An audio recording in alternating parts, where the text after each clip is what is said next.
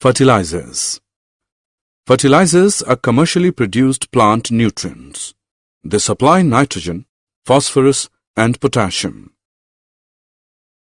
They are used to ensure good vegetative growth, leaves, branches, and flowers, giving rise to healthy plants. Fertilizers are a factor in the higher yields of high-cost farming. Fertilizers should be applied carefully in terms of proper dose, time, and observing pre- and post-application precautions for their complete utilization.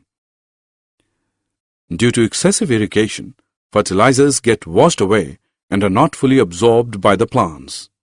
This excessive fertilizer then leads to water pollution. Continuous use of fertilizers in an area can destroy soil fertility because the organic matter in the soil is not replenished and microorganisms in the soil are harmed by the fertilizers used.